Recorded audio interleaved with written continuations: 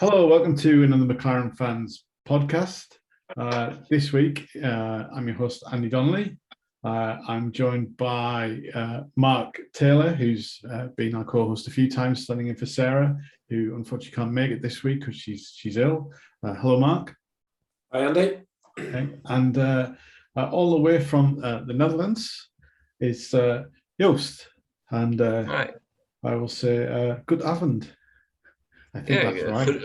Goedenavond. Goedenavond. Okay, right. Stop showing off, Andy.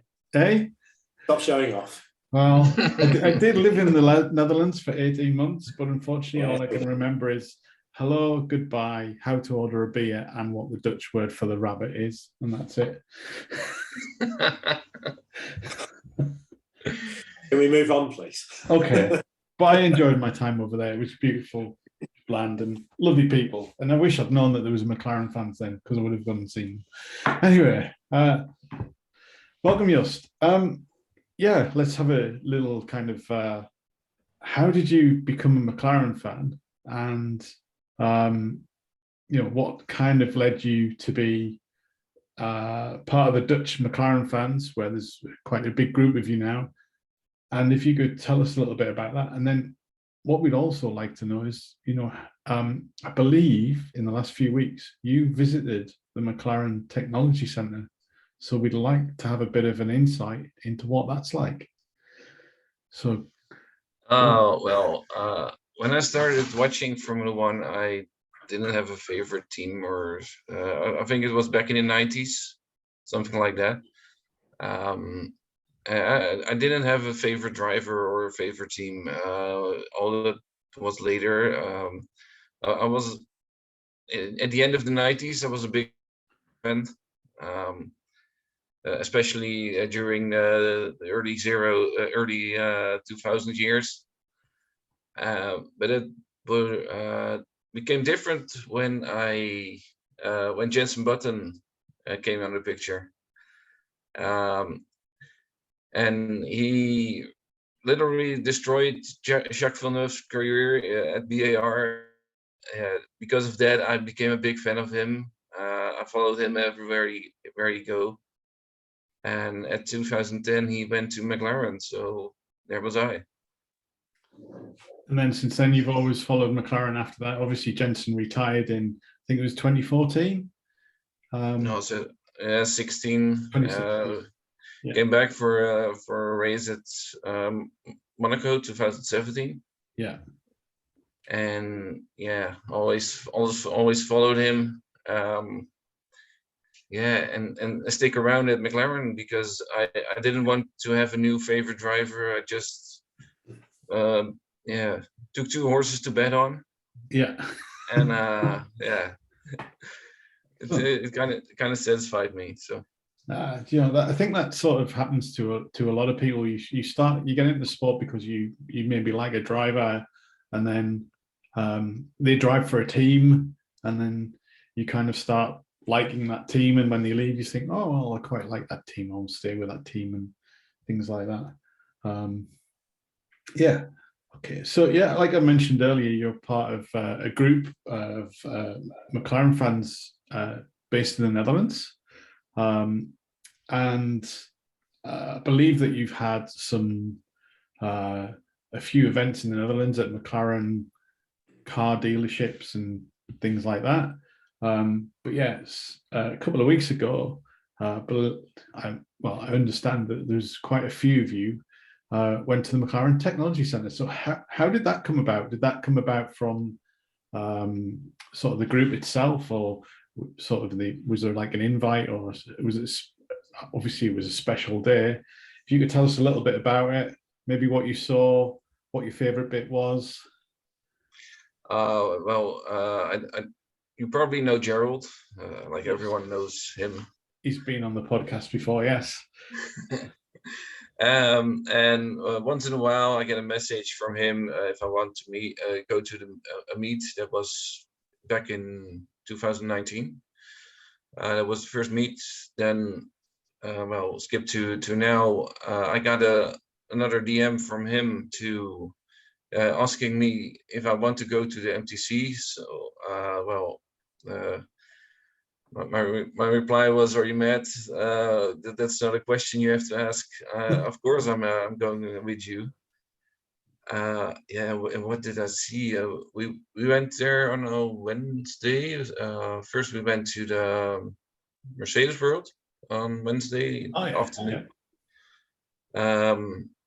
And first day in the morning, we went to an MTC, and the first thing we saw was the VIP pass we got, and yeah, it was such a special moment when we got to hear that we could keep it at the end of the day, and yeah.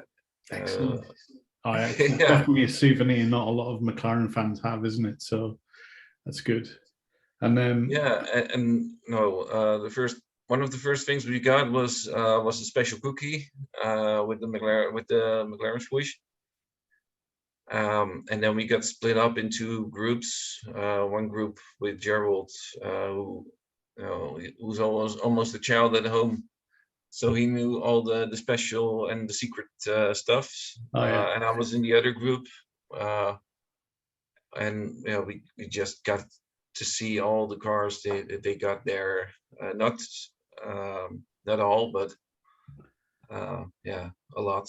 The trophy cabinet was awesome. It was a very special day, and I hope ever to come back to the MTCs to see the rest of it.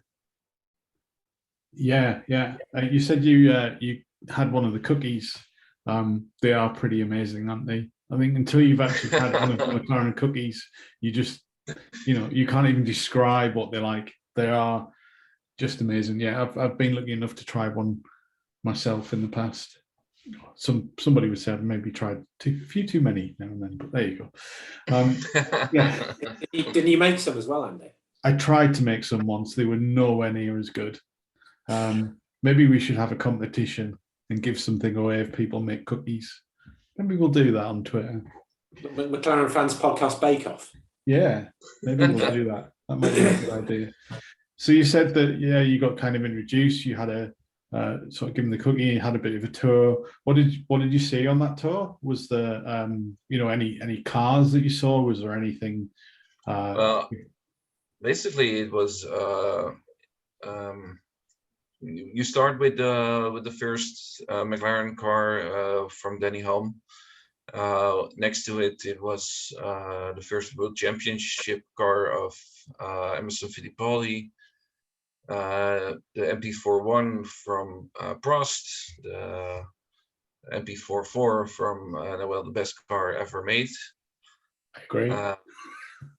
All the Vodafone cars. Yeah, it was. That was my biggest interest, because the 2010 car of Jensen, of course. We also saw the Golf car of Monaco last year. I think that was my favorite. With the Golf and they were working on the cars that just got back from Miami. They have this big workshop, and they were just working on the cars they just got back that they just used for the races at Miami. So yeah, it was quite special, I guess. Excellent. We talk a lot about the Honda years on the podcast here. So I'm sure you listen to them. Did they have any more of the recent Honda cars, or were they more sort of the Senna era Honda cars that they had on display? Especially the Senna ones. The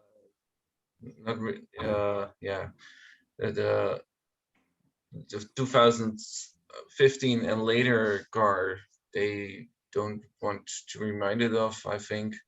But the 80s cars, they are still there, and I thought that they were going to get them to prepare them for Goodwood, to do another run with him. And he talks about the trophy cabinet. Have they now put the famous Sonic the Hedgehog trophy on display, or is that still hidden away somewhere? Wait, which one? The European Grand Prix, the Sega trophy. Oh, I asked about it. It's yeah, it's quite coincidence. I really asked, is the Sonic somewhere around? But the guy that gave the tour wasn't aware of it, of where it was. So no, I haven't seen it, unfortunately. That's a shame. Yeah. That's a Come on, McLaren, you need to get the Sonic Donington on display. In fact, we should all send Zach Brown a tweet and ask him to put the Sonic trophy on display. Absolutely. Maybe do that. Maybe we should make him some cookies, send them all to Zach, and then add a little note saying, put the Sega on display. Please, Zach, do that. If he listens to us as to what he eats as opposed to what Daniel told him to eat recently, then, you know, we'll see which one he prefers. Yeah. Maybe Yeah, Zach does listen to the podcast. Maybe. Who knows? You'll never get invited back now after you said that, mate. I don't know. Right, should we get on to the race weekend then and discuss a little bit about that?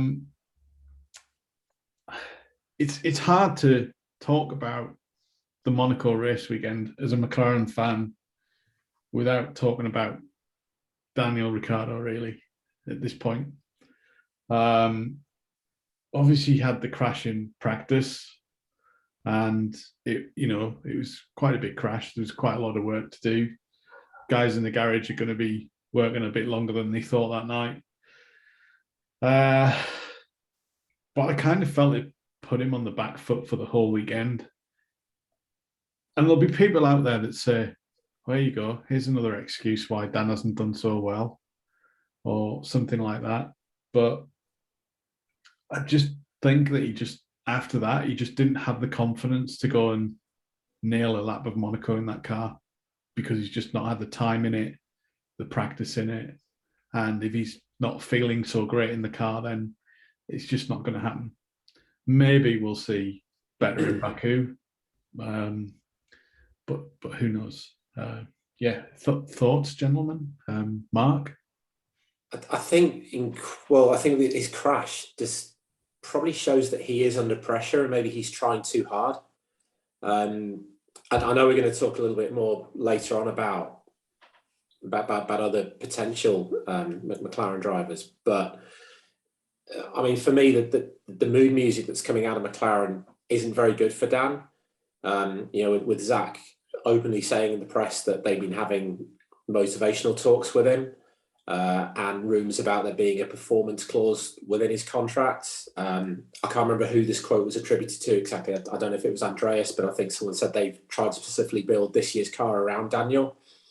I appreciate that we won a race last year, which, Merritt wants to keep reminding us of, that we won a race, but he's clearly still struggling in that car.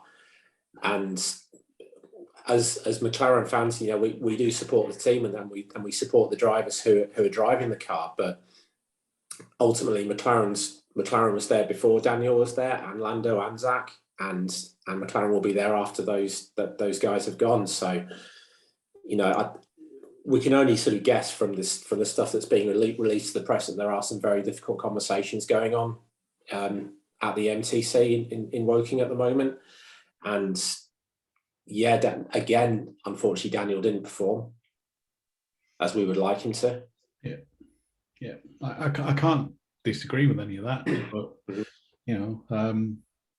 Joost, what about yourself? What's your kind of thoughts on what's happening with Dan?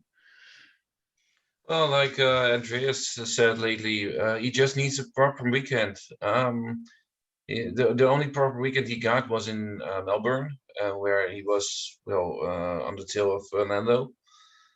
So that was quite good. And all the other weekends he had or a crash or a mechanic failure, and it was he just needs some confidence, and then he probably will get back in the results we are used to. But for now, the crash in the second free practice, it can happen, but it happens maybe a bit too often with him.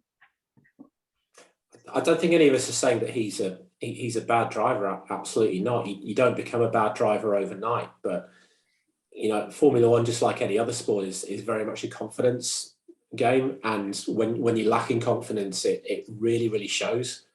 The difficulty for Daniel is that his teammate is out driving and outperforming the car that he's got underneath him at the moment. Mm-hmm.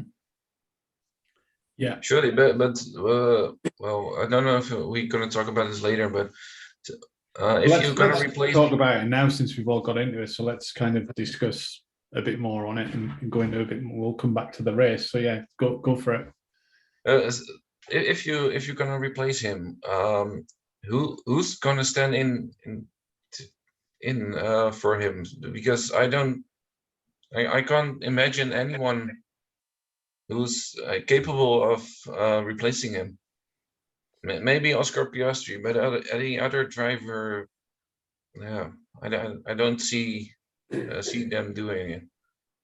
I don't think I don't necessarily want us to be having this conversation, but I think his performances are sort of dictating the agenda a little bit. I don't think we should be looking to replace him mid-season. Absolutely not.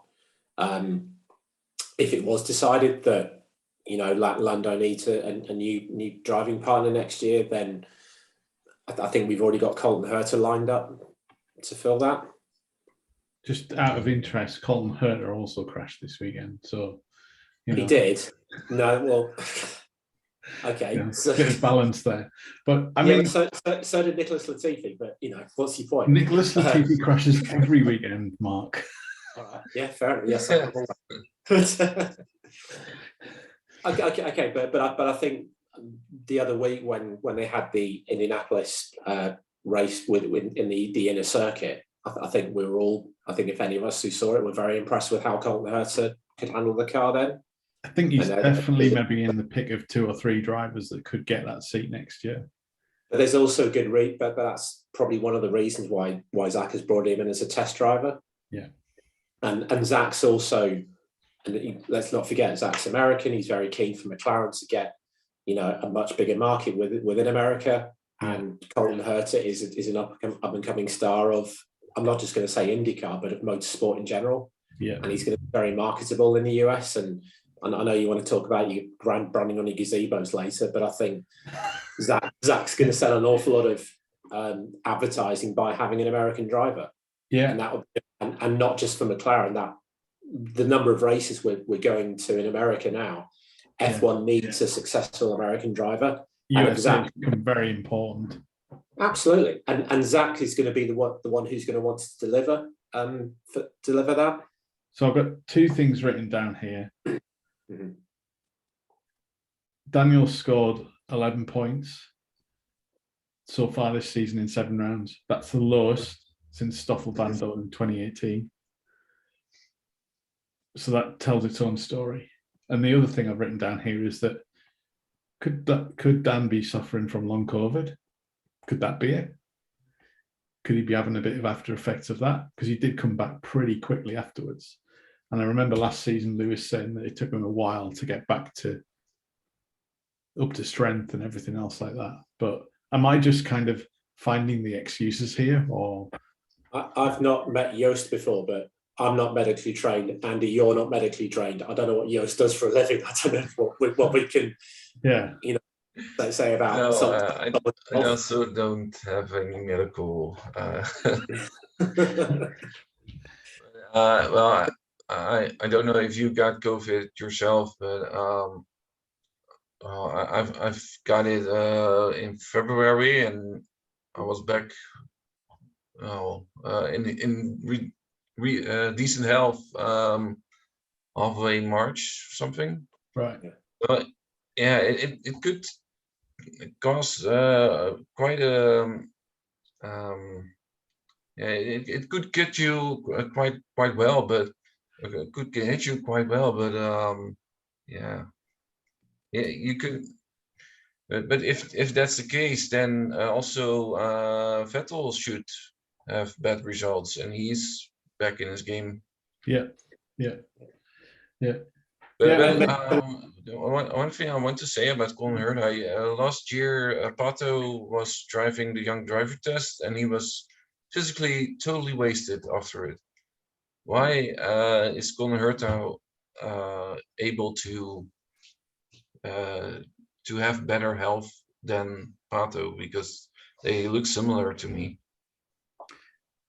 yeah. I thought Pato was being lined up for the F1 seat basically, but I think I don't know. I don't know whether he did or didn't impress at the young driver test, but you know, Hasn't he just signed on for another couple of years? yeah, I was just going to say sign on for. So he seems to be stuck, with McLaren and IndyCar and leading that. And to be fair, he's the star of the show over that for McLaren, isn't he? So they'd be mad to bring him into F1 across from there at the minute. So yeah, I just want to say, sort of, I want Daniel to succeed as much as anyone does. I've got family down in Perth where Daniel's from who are really excited to see him in a McLaren, and I think these are difficult conversations that we as fans are having, and we can only imagine how difficult the conversations are at the MTC. We want to see both our drivers do well, but if one is doing infinitely better than the other, then you can be sure as anything that McLaren, that Andreas and Zach are trying to get to the bottom of that as best they can, and they're working with Daniel to do that. It just feels like he needs to do his bit as well, which he's trying to do, but something's not working. Yeah, I agree. Right. Anything else on that, or should we move on to the next bit and talk a little bit about the race? Let's go for that. Yeah, let's talk about something cheerful. Yeah. Yeah. What shambles the race was. Yeah. Yeah, the race start was crazy. Why it was delayed due to rain or anything else like that was just beyond me at some points. And then obviously we got the real big downpour of the weather, and you kind of thought, okay, yeah, you could delay it to that, but it just seemed, I don't know. We've all watched F1 for a long time. We've seen races start in places in wetter conditions than that. So it was a bit disappointing that it didn't kind of go ahead. And like you said there, Mark, earlier on, one of the things that really struck me was the teams all put these gazebos up. I don't know if gazebo is translates into Dutch pretty well, but it's like the tents that they put over the cars when it's raining. But it was interesting that there was absolutely no branding on them from any of the teams, and I found that really strange. Not that there's ever been that before, but I just sat there and thought, surely there's marketing people out there going, right, we should have be sponsored by a wet weather protection company and get it put on those things. It might only come out once or twice a year, but when they do, the TVs are clamoring to kind of have anything on the screen, and they're, you're going to have loads of exposure for that 10 minutes that there's a rain thing. So yeah, I would. Yeah. So thoughts on the sort of race weekend and the start, Joost? Well, yeah, start. It was good. They didn't start the clock already when they did the 2 formation laps. So we still have the starting time at 3 or 4 o'clock or something. And it was better than the last swimming pool in Spa. Yeah. Luckily, they learned from this.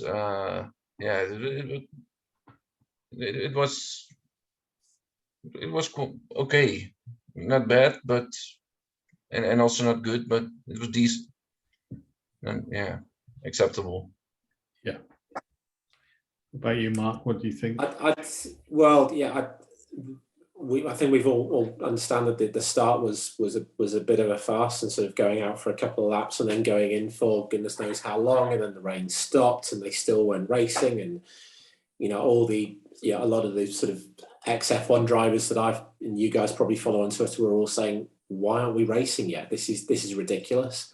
And I kind of felt a little bit sorry for Monaco with that, because it almost felt like it was being set up to make Monaco look a bit rubbish. Monaco's got its good points and its bad points. The bad points obviously being you don't always get a huge amount of overtaking, but it just made the organisation look a bit of a joke. And it's like, why can't we go racing? You know, where however long it is now, the rain is coming down possibly very lightly, but we should just get on and race the cars now. These are meant to be the best drivers in the world. They can cope with a bit of rain. Yeah, and we should. I mean, yeah, you know, kind of, it's a street circuit and everything like that, but you know, kind of, you race to the conditions, and you should be able to adapt. Like you say, the best drivers in the world. I'm sure, you know, kind of, if you look back at that, you would never have had, if they ran the same rules, you'd never have had the sort of famous Senna almost beating Prost in '84. You would never have had that amazing win by Oliver Panis in '96. You know, there's a lot of wet races that have happened in Monaco that have been classics and mixed everything up. And I'm pretty sure that as fans, yeah, you know, we're McLaren fans, we want to see races where things get mixed up, especially if we're a midfield team, because it gives us opportunities. It gives us opportunities to win something. It gives us opportunities for podiums, better points, mix things up. We all know Monaco is a bit of a sort of procession and nobody can really pass. So anything to kind of add a bit of jeopardy to it was... But I think that's my point, with it being the last race of the contract for Monaco. You know, the negotiations aren't going to be going that well after this year. And personally, I while it's not the best race on the calendar, I think it's there for a good reason, and I've hate for it to not be on the calendar. You know, it's a historic race that I like to watch because it's historic, and you know the drivers are at the edge of the skill level going around that track. Yeah. To a point. So if you try it on the Formula One game, you have to take like 10 front wings with you, otherwise you can't make it to the end. Yeah, I've tried that a few times, maybe more than 10 for me. It is a difficult track, but you know, when you watch some of the, actually, I thought the onboard helmet cam this weekend was amazing. Going around Monaco, that is one of the tracks that is built for. It was a great shot. I really enjoyed that. Yeah, they also used a clearer visor than normal, so you could see him better. Yeah, it worked fantastic. So hopefully we see a bit more of that. On to sort of the race itself, not a lot happened for us. Kind of the notes I've got here, Lando got a free stop, basically due to Alonso going and holding everybody up. Does anyone know why he did that? Was that just Fernando having fun? Nobody, because he absolutely compromised Ocon as well, his teammates in that race. And then for Lando to finish P6 and Dan P13, I thought Lando was pretty okay. You know, that's a good result for us. And he was so close to getting George on the line as well. Yeah, he got a lap on the last lap too. But it's so difficult to pass, and once Dan had lost that place, that was it really. I thought it just wasn't going to happen. So we're kind of running out of time here. We've got a couple of minutes left, so maybe we can just kind of sum up quickly about Monaco. Any last thoughts on it? Well, shouldn't there be some sort of minimum time you have to do within a lap, or can you just go as slow as you want because you like that? Or if there's a technical issue, it's understandable, but it was just ridiculous. Yeah, it's a very bizarre strategy. Nobody knows what's going on. So it just reminded me. Within 10 laps, it was 30 seconds behind or something, and then all of a sudden he had the fastest lap of the race. Yeah. It reminded me of Perez. It reminded me of Perez at Abu Dhabi last year when he was holding up Lewis, so we catch up. But I mean, with best one in the world, Perez was doing that for a reason. He was playing the team game, but goodness only knows what Fernando was doing. Yeah, or Jarno Trulli in 2004 in also Monaco. Yeah, the good old Trulli train. He won it eventually. Seeing that Lando got fastest lap, which was good. Extra points. Yeah. keep forgetting that you get a point for that. But yeah, I think it was like 2 laps left and he was 5 seconds behind George. And I was thinking, well, he's not going to get anywhere near him. And then, like you say, nearly pipped him on the line. And without sort of just talking about being, medically trained again, he's still not well either. He's still not 100%. Yeah, you can tell. He's been very ill by the sounds of it. Yeah. A lot of people, you can see a lot of the posts and people saying that know him that he's not his bubbly self and stuff like that. Right. Thank you very much, guys. That's all we've got time for this week. Thanks for Just for joining us all the way from Netherlands. And I will say tot ziens. And Mark, once again, thanks for stepping in. And one day we'll just have you on as a normal guest. Yeah, I've been co-host more times than I have been a normal guest. So, so we didn't get confused by not having someone with purple hair as your co-host. Well, you could always wear a wig. Anyway, on that note, the next race is Baku, and we'll be back for that. So thank you very much.